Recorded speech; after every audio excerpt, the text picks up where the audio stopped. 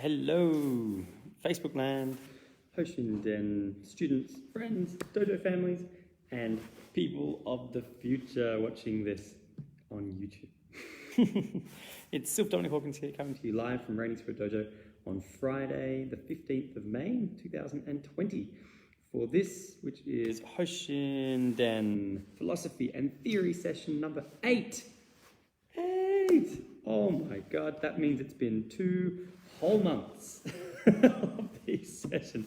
I'm having a blast. I hope that you guys are too. You keep tuning in, so I just assume that you are. So, session 8, what we're going to be looking at tonight is I want to get into the nitty-gritty of talking about the mental state and the state of mind that comes from martial arts, some of the pitfalls and the traps that we fall into, and maybe some suggestions for maintaining a good course along the journey. So we'll give everyone a couple of minutes to join us for tonight. Welcome those of you who've jumped in. Remember that while I can't write back to you and your comments during the video, I can see little comments pop up. So if you want to write to each other, say hey, make a little comment to me in the video, I'll wave, but I won't get a chance to actually type something back to you. So don't feel personally offended if you write hello and I just wave in the background. I hope that you've had a good week. I hope that you guys are enjoying. It's really cold. I'm really cold. I hope that you guys are enjoying being warm at your homes. I don't know if you remember, but the dojo doesn't really have heating. But I'm coming to you live from the dojo for the general sense of awesomeness that the dojo represents. Oh, and in other news, keeping a close eye on the media and the news releases from both the Australian government and the Victorian Premier over the next few weeks, because my plan for the slow rolling back is that when restrictions are changed in such a way that allow us to have a group, maybe 5 or 10 people at max, in the dojo, that what we'll do is I'll move the Wednesday and Friday night sessions back into the dojo, back into 1.5 hour sessions. So if you remember the previous timetable from 100 million years ago, we had classes Wednesday and Friday. They were from 8 o'clock until 9:30. Now I've been doing 1 hour videos from 8 to 9. That extra half hour, my hope is that you guys come to the dojo if it's just social distancing measures in a couple of weeks or start of June, that we might be able to fit 5 or 10 of us in the class. And we can spend half an hour doing rolling or kemi, some individual fitness around, some non-contact work, and then get into, on the Wednesday night, the meditation, breath work, energy work, and I'll be filming it, continue to put up videos for those who can't be here, but it will be like having an audience. And on the Friday night, that we can have these philosophy sessions filmed, but that I'll be dialoguing with the students who are here. So I'm keeping an eye on the news. As we slowly move towards that as an opportunity, I'll let you guys know, and it will be a lovely thing to, after 2 or 3 months, be able to see you all again in the flesh. Despite how fantastic your little Facebook profile pictures are, it's not quite the same thing. So anyway, I hope that you're well. I reckon I've given everyone enough time. That was enough padding to let people join in who's going to join for tonight. Now, tonight's topic is all about the mind state that we can get into in martial arts and some of the pitfalls and some of the problem areas of that. It's a good little topic to take apart. One of the things that happens in martial arts is that as we practice movement, we develop a certain psychology and a certain way of thinking. So we become the things that we practice. We become the habits.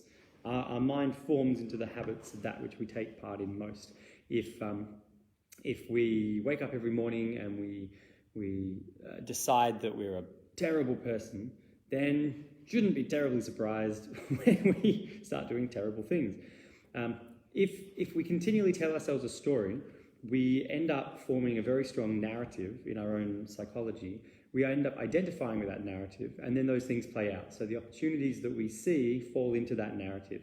The people that we dialogue with are other characters who also play out into those narratives in some way.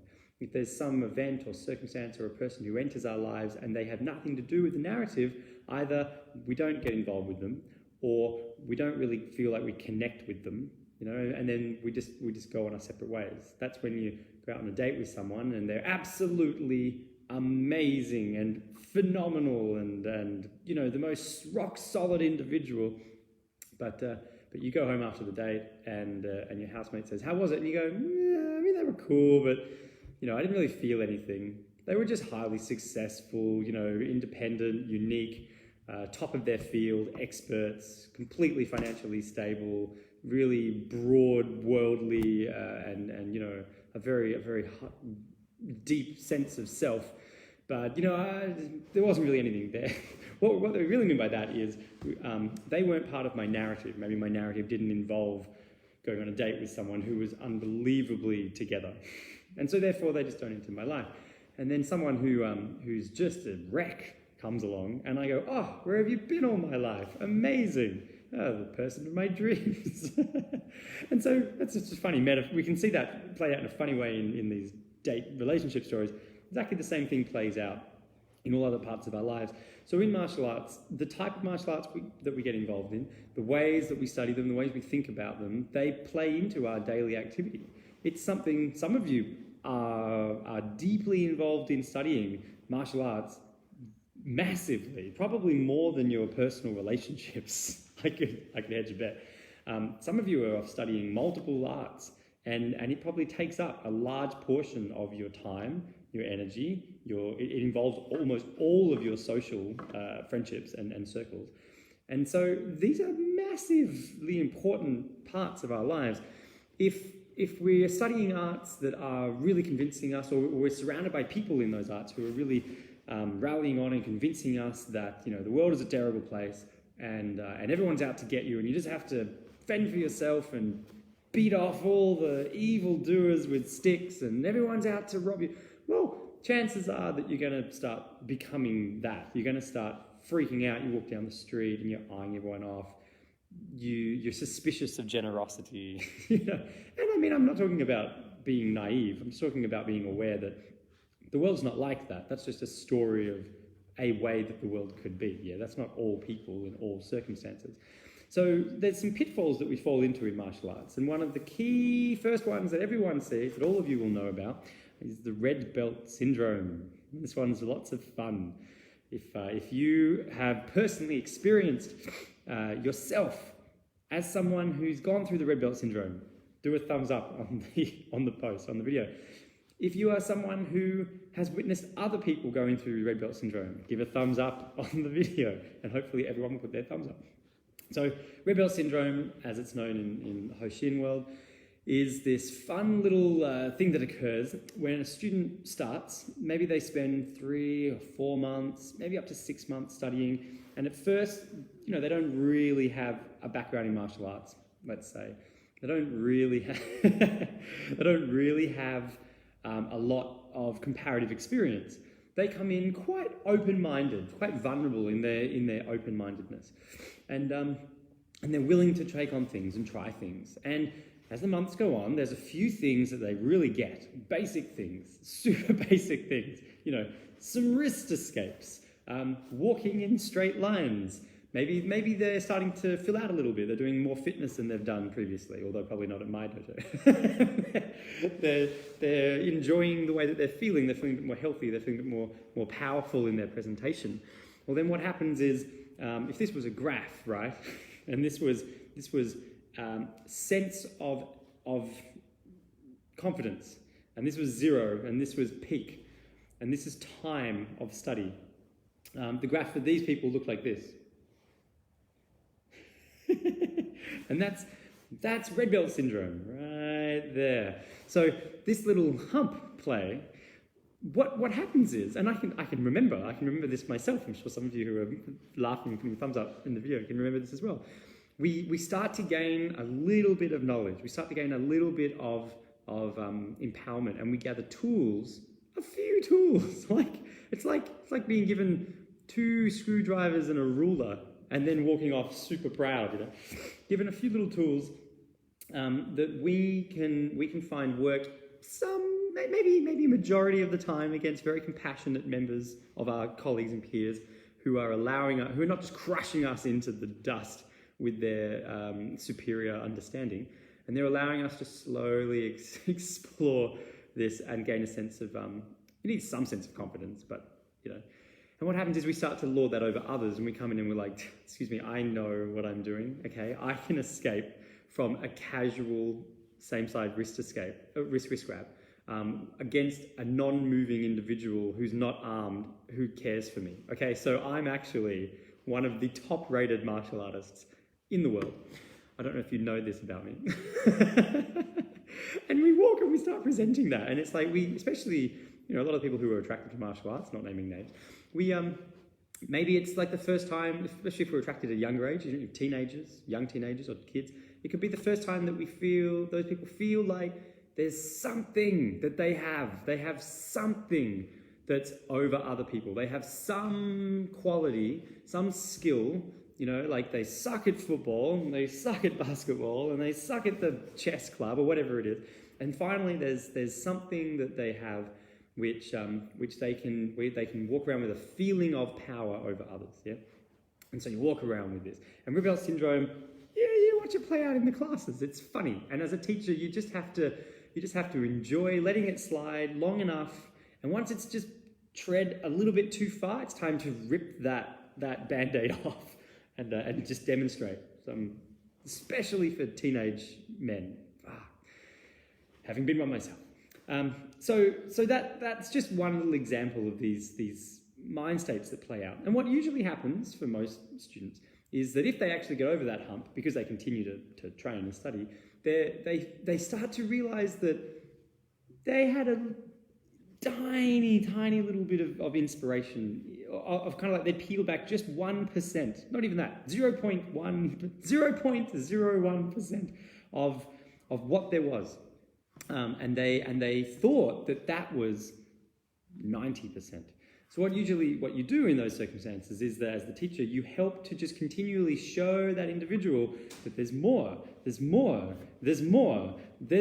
and you do it usually by applying martial arts to them, so that they jump up, they go in and you go, okay, great, well, they're really into this wrist escape. Well, what if I now grab them in a slightly different way? What if I grab them and just piss them off enough that they're not going to be able to do this, and they're not even going to be able to work out why they can't do it? I'm just going to alter something enough.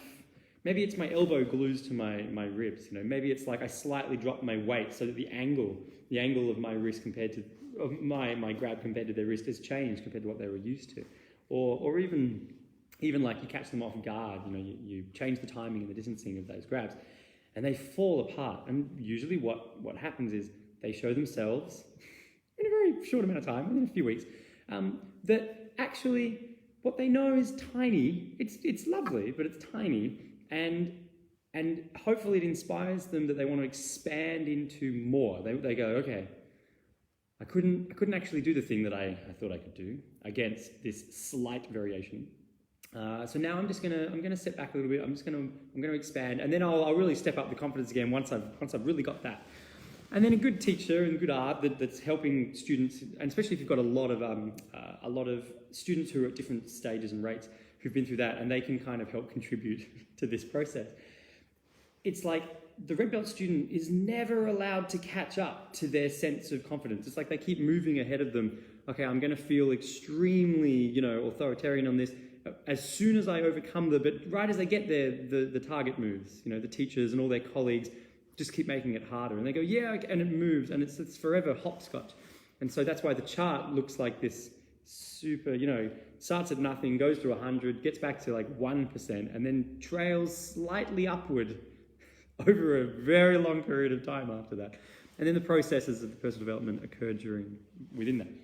Now, that's just one little example. The next thing that happens in the color belt grades, especially in Hoshin, is around about yellow belt. So yellow belt, this gold belt center, it used to be called. That's when the students start to really enjoy testing. So they start to fight back against the teachers.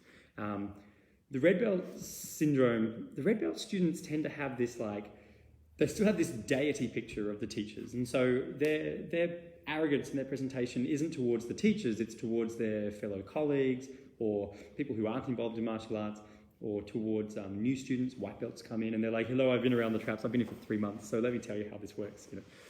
Now what happens by the time you get to halfway through the color belt grades, maybe even been studying for like 3 or 4 years. You think you've got quite a base under your belt. And your teachers probably have been giving you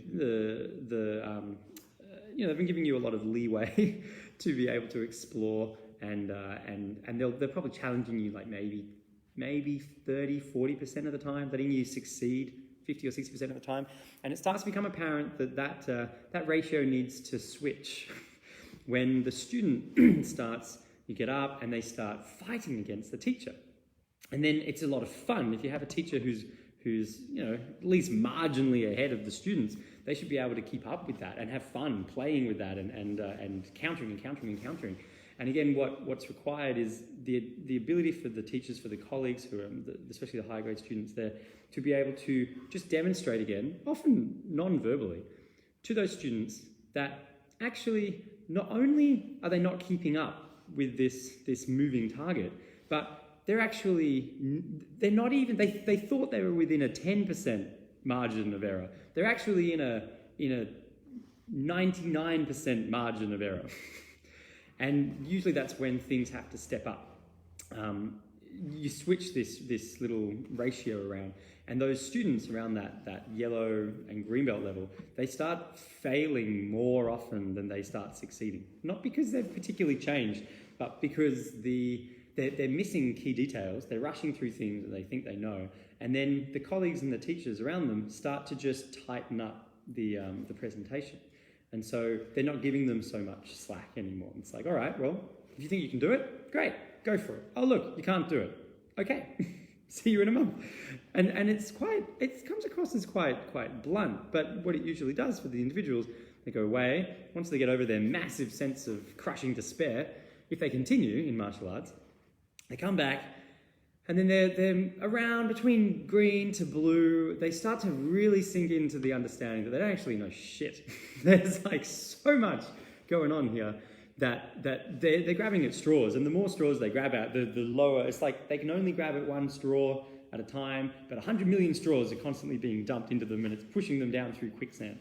So this is good. It's meant to do this. The process is meant to help us as individuals experience a sense of physical prowess, actually gain and develop tangible skills that provide an opportunity against other humans.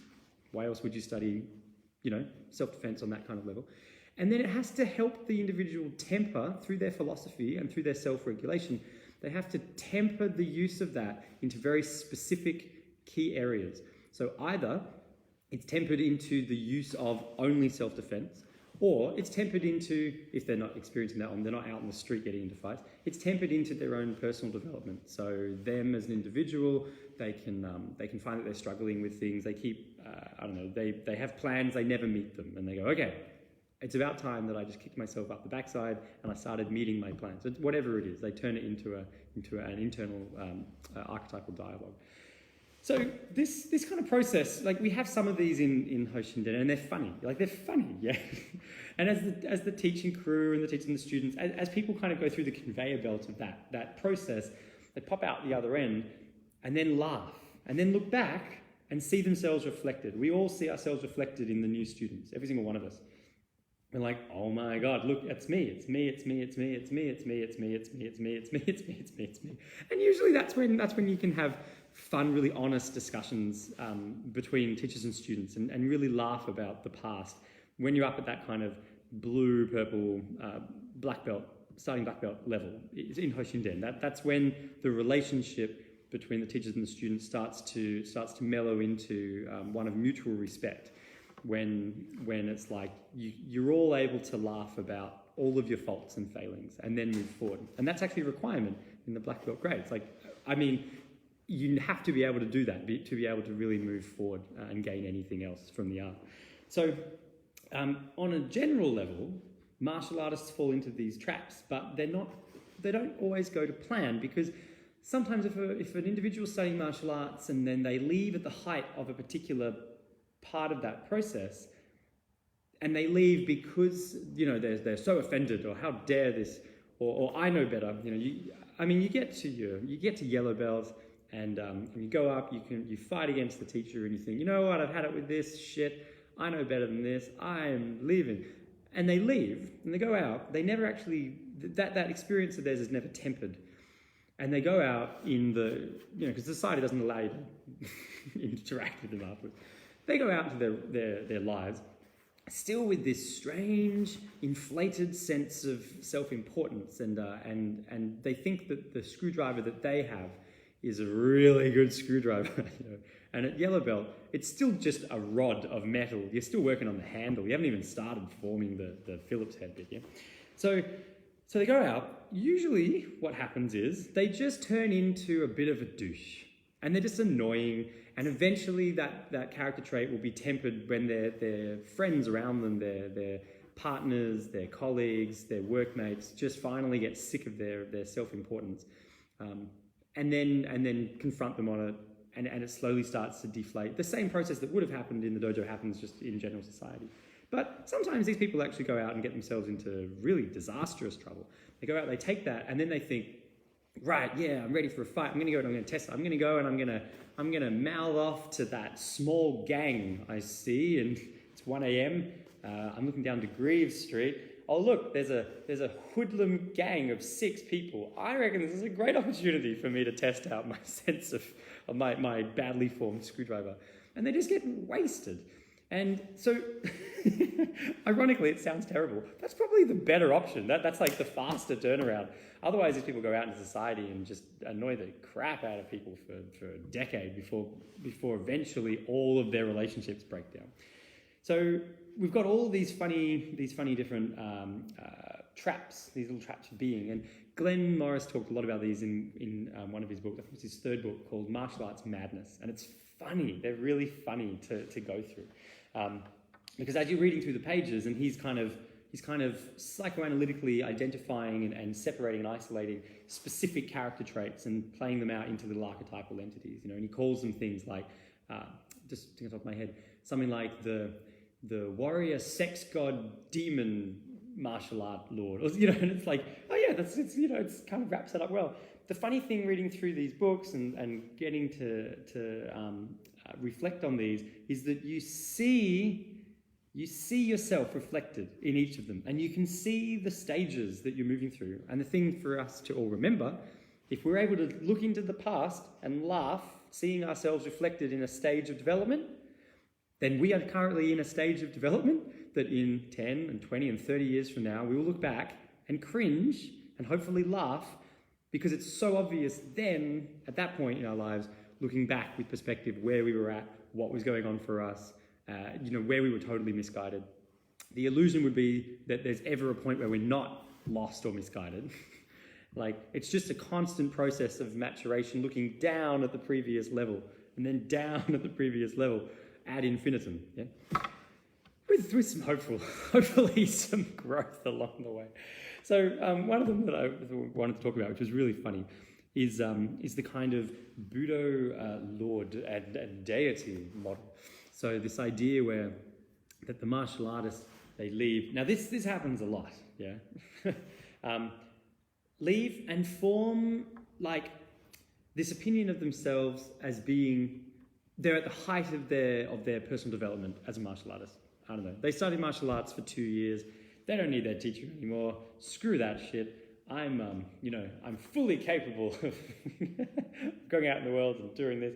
And what they do is they form around them a little kind of gathering of worshippers, little disciples, and they set themselves up as this like immortal god. And in the book from Glenn, he provides these warnings. He says, if your teachers present themselves with these particular character traits, chances are you need to find a soft exit and wave goodbye and just don't try to get your money back and just move on to something a bit better. And some of them are hilarious to read, but actually quite like sad when you consider that's really what's going on. These little cults of individuals where the best one I heard, this was a real life story. This was from a friend of mine who was studying a form of Sistema, a Russian martial art. And he was telling me this. We were laughing over drinks 10 years ago, and he said that it got to a point, he always thought something was a bit off, but the techniques were very good. Like the teacher was very proficient on a martial art level, as a practical level, but something was really off in his sense of self-importance. So that the teacher started saying, okay, part of your, I've given you so much. You'll never be able to, yes, you pay me a lot of money, but really you'll never be able to repay me for what I've given you.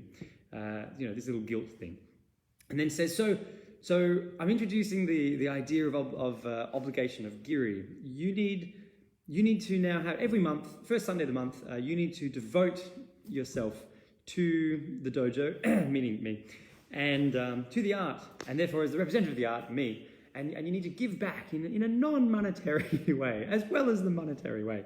And this friend of mine, he said that on the first Sunday of each month, on the Saturday night before that, this teacher would message around a list of jobs that he needed done at his house. Like, top 10 list, this room needs repainting, the gutters need cleaning, lawns need mowing, it needs some new gravel for the driveway. These really random things, And he said they'd go along, they'd literally go to their teacher's house on the Sunday morning, and there'd be like 5 or 6 of them in this little crew, and they'd read through the list and they'd divvy up the jobs, and they'd spend the entire day mowing his lawn and pruning and weeding and fixing the gutters. And he said he thought it was a bit strange, but it's just kind of, everyone's going along with it. That's what everyone in the group did. He was kind of new. This goes on for like a number of months. And he said, I remember I quizzed him, I said, well, where was your teacher? And he said, the teacher was always inside doing meditation. And so he said that while he's lawn mowing, he'd look in to the window, because it's just at his teacher's house. And his teacher would just be sort of sitting, reading a book, or on his laptop in the living room, looking out the window at them, doing all the work. So the teacher's just kind of there.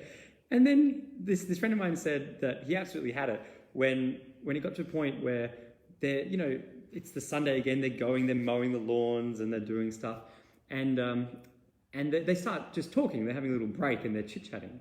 And then he said that the teacher's wife came out of the back door into the back garden and said to them, everyone, Soke, like grandmaster there, he said that you're being too loud. He needs you to be more quiet. He can't concentrate on his meditations.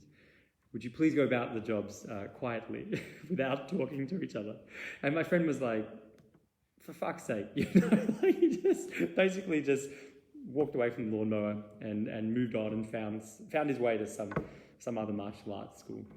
But it was funny because I think that was the first time that I'd heard a real life story of that kind of just level of ridiculously, where this teacher had decided that he was the top of this pyramid of his little slave lackeys, and that he was sort of constraining this information, like he's sitting there. And I love the part when my friend said that he was supposed to be, he's inside doing very important meditation, and he's just on Facebook. He's just sitting on his laptop, and yet he has the audacity to be sitting in his living room on Facebook while his slaves come and mow his lawn for him. And you're like, no wonder people get no wonder martial arts as a whole gets such a bad rap. And it's not just martial arts. I've heard lots of these stories in yoga, probably more in yoga than I have in martial art, which is really quite concerning. A lot of these in meditation groups. It's very important to follow the chosen one, because they're the only ones who hear the special voices, and I can't hear the special voices because I'm just not ready. The sacred one tells me that if I just do what they're telling me to do longer, that I'll start hearing the sacred voices as well. And that's probably correct, except that the contortion comes in when the great special sacred one, it's like it's a threat for anyone to actually be on the same level of them. Heaven forbid they should ever even present themselves as having flaws or faults. And what usually happens is these individuals, they set themselves up as like infallible. So it's a key, it's like a big alarm, a big red alarm that should be going off. when these people fail or they fall, watch how they respond. Watch what they do, because we all fail and we all deal with that in certain ways. But if it becomes heavily aggressive, or in order to compensate for the failing, the individual, the teacher, suddenly starts character assassinations, or attempting to confuse and doubt and sort of apply rumor and spread all these strange lies, it's a pretty good sign that person doesn't really have a wholesome handle on just their day-to-day experience, and that they're using this little system as a way of maintaining this illusion they've got going on about their grand importance. For some reason, they seem to have forgotten that they're going to die, And I think it's one of the most important things that martial arts should remind us, is that we're all going to die. And so if you're going to die now, or you're going to die later, you're all going to die eventually. It helps to kind of drop down this level of infinite, unending power and arrogance. So, I will say so arrogantly. Now, one of the other things is it's less so in martial arts, because a lot of martial arts have stripped their philosophy out and turned into just McDonald's levels of presentation. Not saying that they don't have wonderful things to present, but it's like, you know what you're getting, it's super straight up, you can read off the outcomes list. It's like all the people, the trainers went and did an RTO and they've been to TAFE and they've now got a list of outcomes, and you can be competent, not yet competent, and ticked off against the box. And that's just very different. That's like presenting military combat style. So you see this thing less in martial arts on this level than you do in things that are still inherently wrapped in mysticism. So yoga is like this. The great people give themselves titles, and it's funny. So in martial arts, you get titles. You get titles that tend to be bestowed upon you. Like I have titles. I love them. I think they're funny. And one of my favourite comments from one of my teachers with one of their titles when we were in Japan a number of years ago was after he was bestowed a new title because he was given a new rank, and it topped him into this range where he was given a new title. And we were having dinner afterwards. There was another friend of ours there, and the other friend was like, very cool, congratulations. And my teacher who was there, he said, look, it's just a name, it's just a fun thing. And then the guy said, yeah, you're right. And he leaned over and he said, no, you're right, Shihan. He said, make sure you use the title. It's all fun and jokes, but damn it, you're going to use the title correctly, And it was funny. I laughed. I think our friend was a bit unsure of himself. So there are titles handed down in martial arts, denoted, which are denotations of rank. So it's like in Hoshin, unfortunately, the only titles that you get are senpai, a teacher who is not yet a black belt, and then sensei, any black belt teacher. Covers that pretty simply. And then I suppose you get Soke, the Grandmaster of the art. So Glenn was Soke of his art, and Rob Williams is next down disciple in that art, Soke of his art. So those are the only three titles that you get. In Bujinkan, you get a lot more like pizzazz. There's no particular title in the color belt grades. The black belt grades we called sensei if you're just following Western terminology, if you're teaching Bujinkan group. But if it's Japanese terminology, if you're training with someone and they've been training longer than you, well then their title is sensei to you.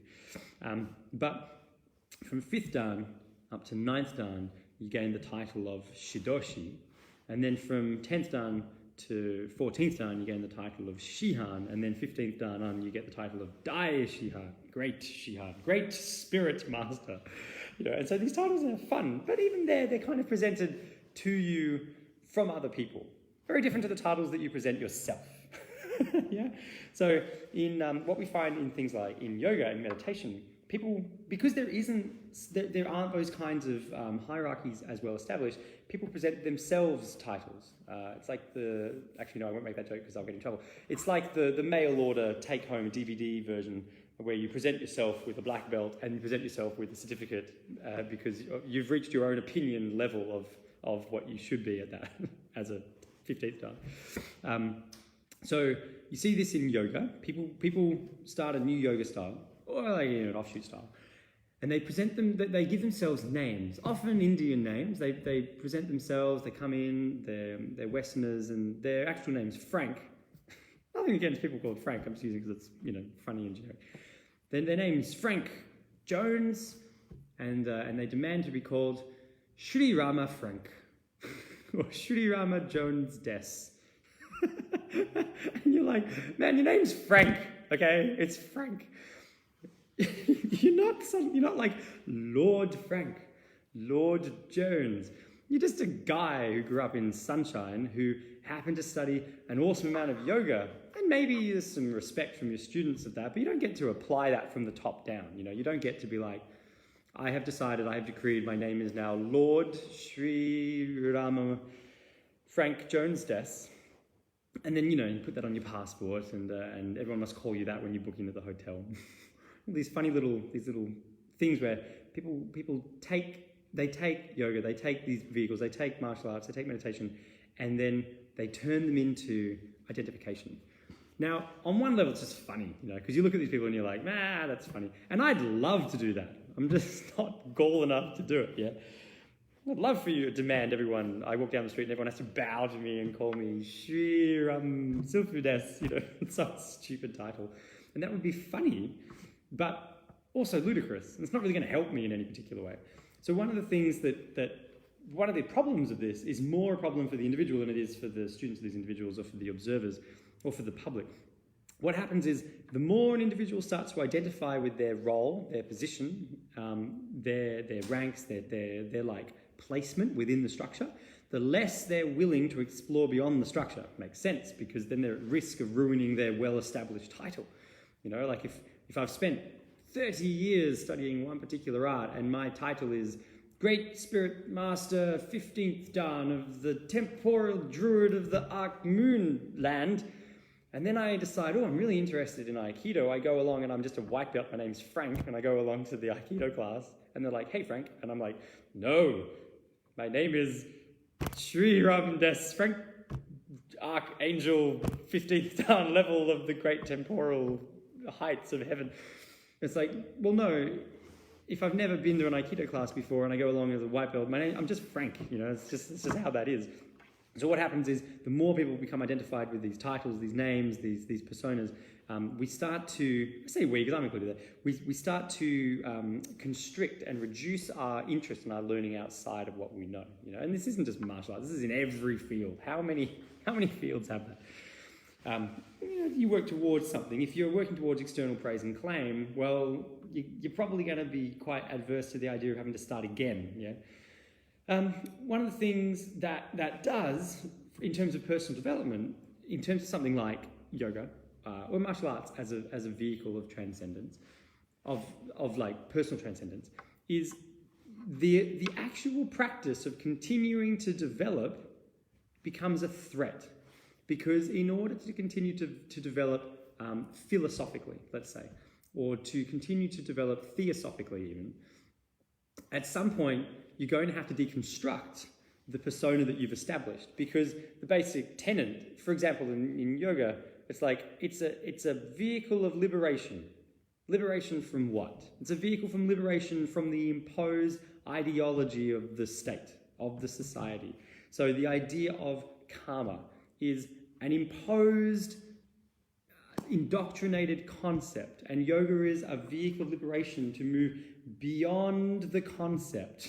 So the idea that you would become a Western yogi who then gives lectures about the great cosmic justice system of karma is counterintuitive. Shouldn't your very study of yoga lead you in a vehicle of transcendence to the point, the perspective of observing this state-imposed social order system called don't do bad things or the universe is going to get you? Shouldn't, as opposed to be a moral person who chooses to contribute in a positive way to the world.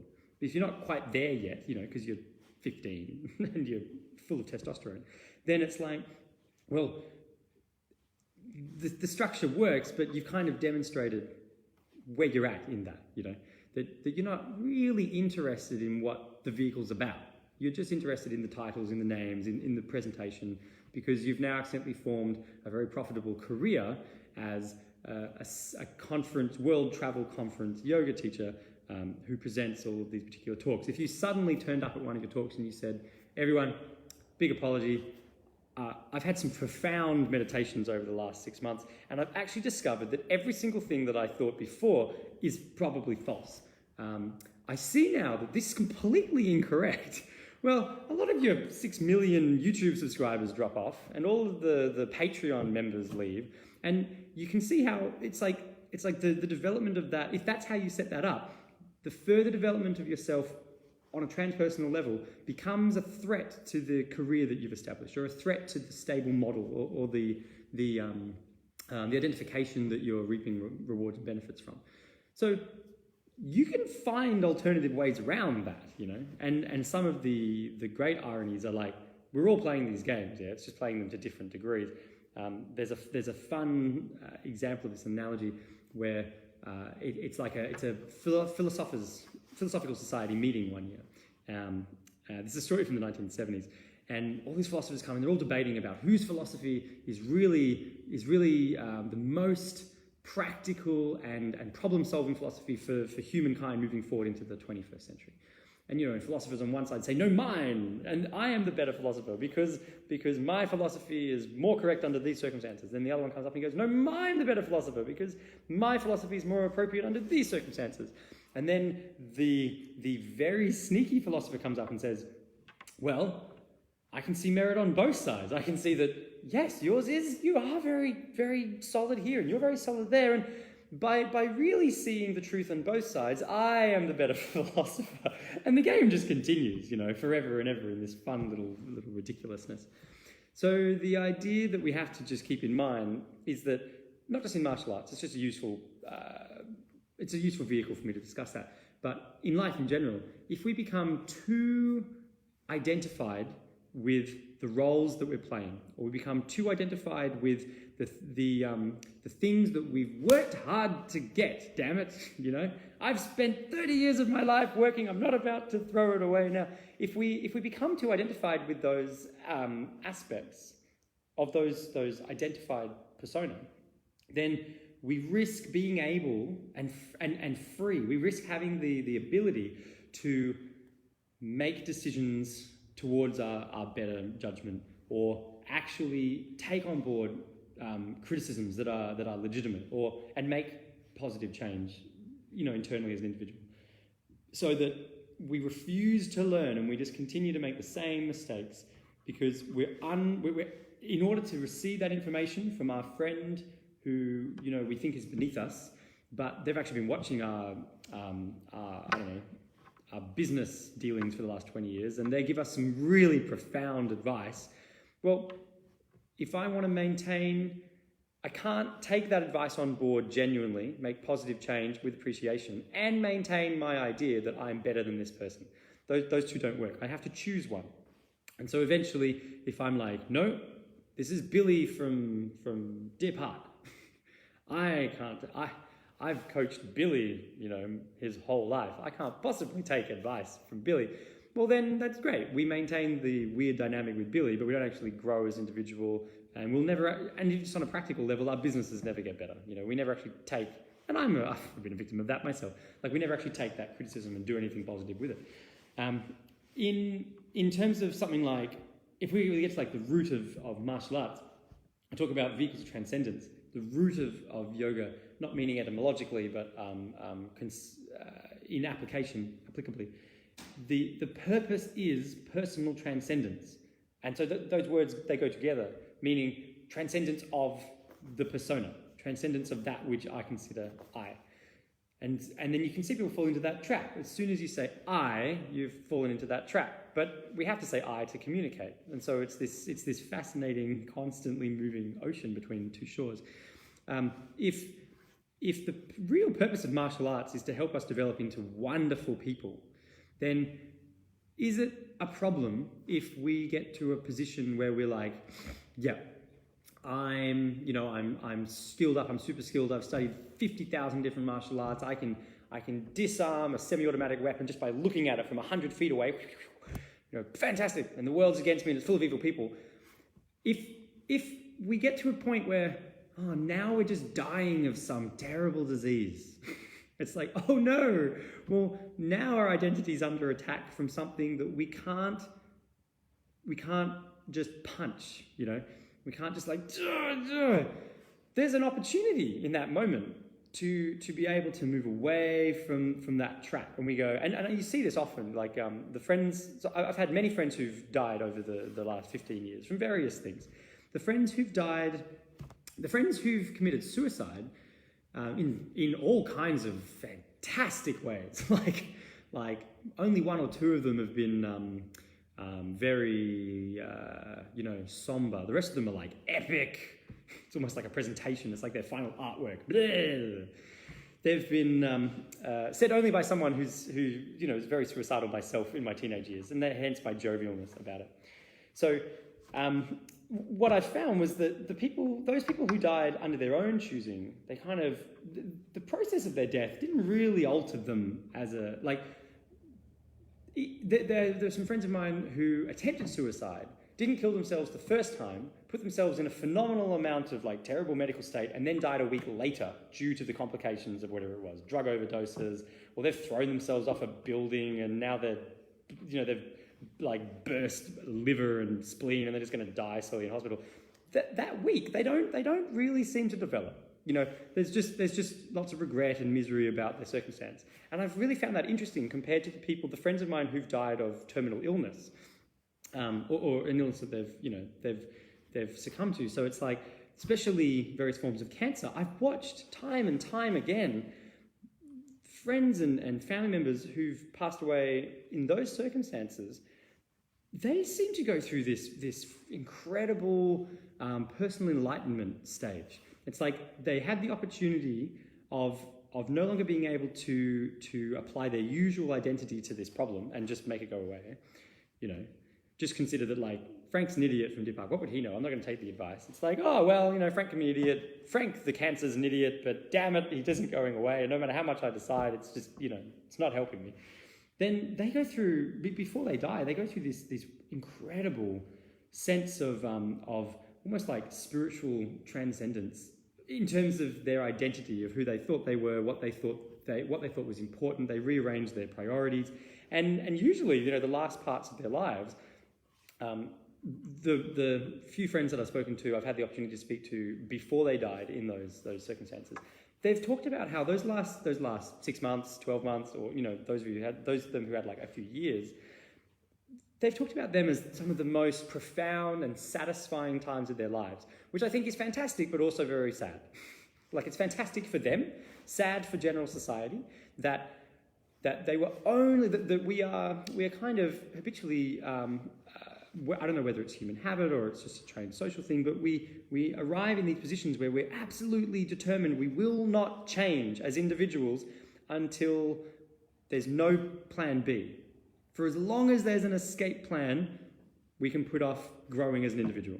For as long as I can blame someone else, I will. I won't take personal responsibility. Sure, I go around complaining I don't have any power left, but I can keep blaming the government or Bill or Frank or whatever it is, or my partner or my children or my parents. It's like, okay, well, it's only when all of those people are dead and then I'm dying of something I can't just eradicate instantly that I'm finally willing to accept that maybe there is something I could do. Maybe actually I could change the way I'm thinking about this. And lo and behold, I can change my experience of that, mentally. So I think that it's a shame that a lot of society are kind of oblivious to that. And a lot of us become very oblivious to that as an opportunity, that every single moment that that our edge is brought up against, the edge of that which we think we are, every single time that's confronted, that we run into someone who doesn't like us, we butt up, we're rejected for the job interview, our partners leave, people spread, terrible things are said about, whatever, I don't know, whatever it is. Every single time that we butt up against those, there's a fantastic opportunity there That, granted, I don't take every time. I wish I did, but I'm not that good. Maybe you are. But my goal is to increase the percentage of time that I take that opportunity rather than just let it pass by. But there's an opportunity there in those moments for us to actually learn, like genuinely learn something new, or genuinely change, or actually reflect in a way where we go, and have a moment of realization that will lead to us effectively just heading towards to becoming the people that we always wanted to become. It's just that we kind of got stuck halfway along because we found a nice little nest. I'm not saying that you build your way to the top of the corporate hierarchy and then you have to obliterate it and move onto a boat and live in a tiny house and travel the wilderness and give all your money away. Like, that's a modern illusion of a presentation of this metaphorical pilgrimage. I know plenty of people who are dirt poor, who are miserable. I know plenty of people who are dirt poor, who are really excited, spontaneous, fun, uplifted individuals. And I know plenty of people who are extremely wealthy, who are miserable. And I know plenty of people who are unbelievably wealthy, who are fun, uplifting, excitable individuals. So it's like, well, clearly, these experiences, these senses of self-satisfaction and these watchings of journeys that we take ourselves through, we can't just put a stamp on it and say, yeah, you'll feel good about yourself when you have this amount of money, but not that amount of money. More money than that, but not that much. When you've got 3 of these yachts, but not 10 of those yachts. You're like, you can't put a stamp on this and then move people into that and just sit back and watch all the happiness levels go up through the roof. It doesn't work like that, because happiness tends to be somehow pooled together into this sense of self-satisfaction and the satisfaction that we gain when that which we think we are grows, when we grow as an individual. And the opportunities we have for that are when we identify, when we've fallen into a trap of identification. One of my favorite quotes, and it's some of you would have seen it around the dojo, often it's up near the computer, a little sticky note. It says, when you are offended, you have identified yourself with an illusion. And it's a little quote from spiritual textbooks from the past. And I love it. I just keep it up there to remind me that when something comes along where I feel like I have to defend my honor, it's really worth me just investigating at that point in time. Am I actually under attack here? Or is it just the illusion of the persona that I have developed that's under attack? Is it actually possible that through this process, I might actually become even more amazing, or I might actually learn something? I might actually develop as an individual. And if so, then it's like, and in that moment, it's like, it's instant. The opportunity to just shed this armor plating just vaporizes. And then you have really legitimate relationships and really legitimate and wonderful conversations and really mutually beneficial dialogue, with other people or with the world or with yourself, towards greater ground. Now, whatever it is that you think you're heading towards, that's a very subjective discussion. So who knows? What is it that drives me? That's a really good question. There is a feeling within me that feels like when I take action, when I feel like applying action in some part of my life, and it feels like it's aligned really well, really closely with how I feel, with my values, with my sense of me in relationship to the whole, then I feel propelled forward to do more of that. And then it's like that feeling.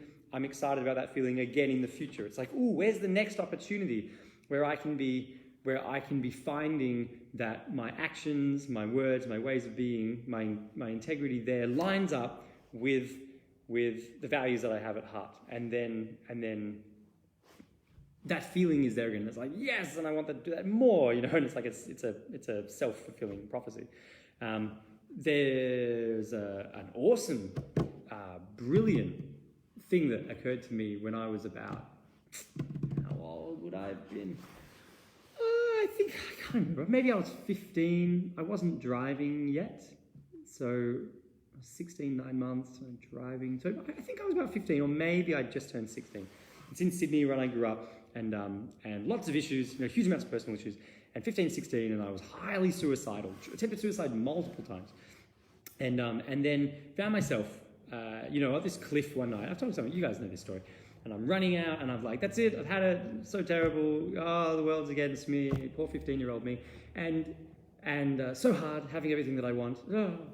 And running, deciding that okay, I just have to go out in style, throw myself off a cliff, off the headland the beaches where I grew up. So I'm running, and I thought, don't even stop to look, because, if I stop, I'm going to rethink it, because it's probably pretty painful if I actually imagine what the outcome of this is going to be like. So just jump, just run and jump.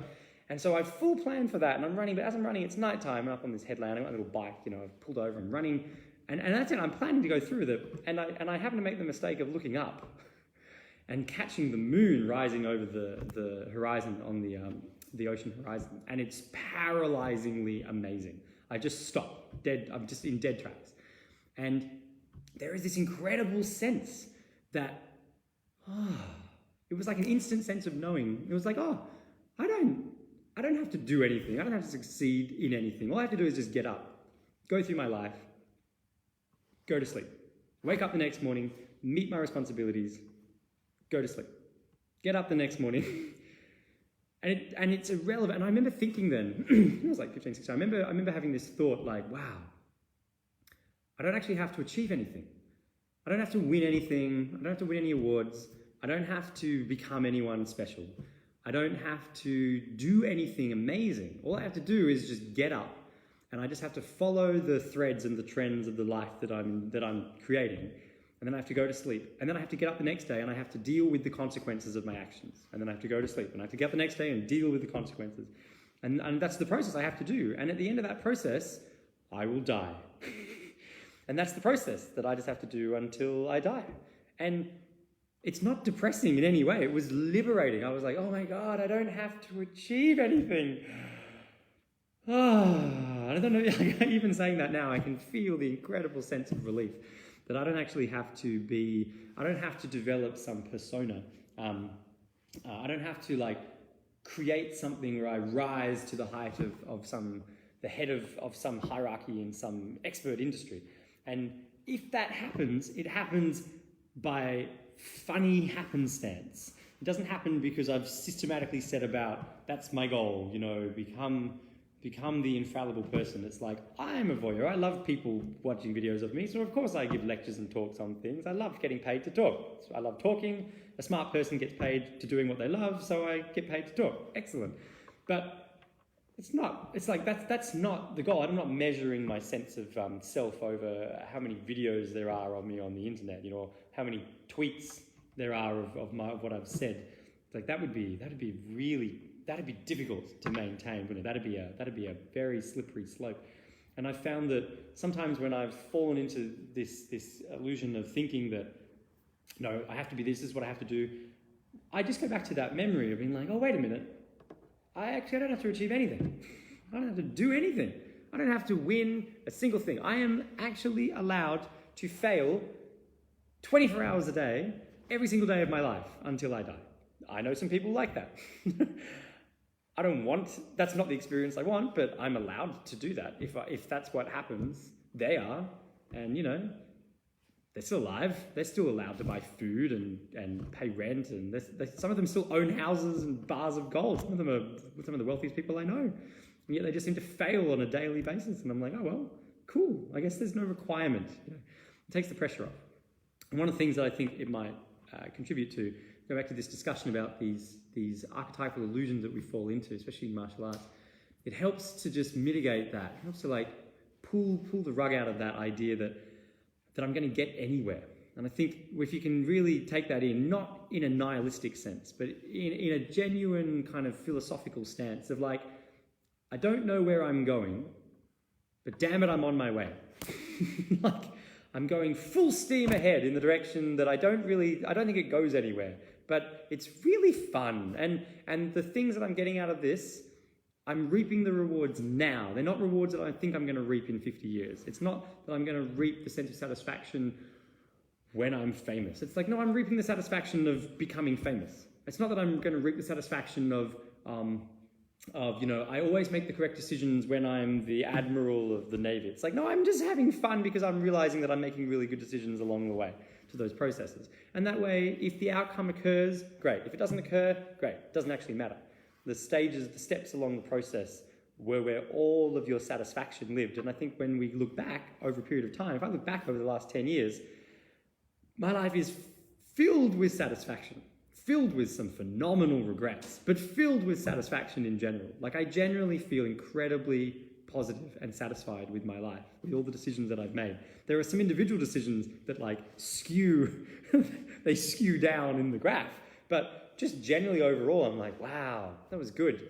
Because what I've attempted to do, and ask me how that goes in 100 years, what I've attempted to do is each day it's like, wow, this is going on, but well, I can see how this has benefited me in these ways. I can see who I've become through that. I can see how I've developed as an individual under that pressure. And yeah, that was all a bit shitty, but man, look at what that became. That was so cool. That was so awesome. I took that. I didn't even know I was taking that and doing that, but that's just what I was interested in, and the momentum picked up. And look, here I am. That thing turned into a whole company that I run, or that thing turned into a crazy factory that's covered, the walls are painted black, and that I'm making videos and dialoguing discussions and discourses for, and it's been happening for 11 years. Like, that's crazy. This is just an idea that I had when I started martial arts. I thought, wow, that'd be cool I'd love to run a dojo. I didn't know anything about running dojos. And, it's not all good. It's not all easy, but it's damn fun. So I'll leave it with that. I hope you have an awesome evening.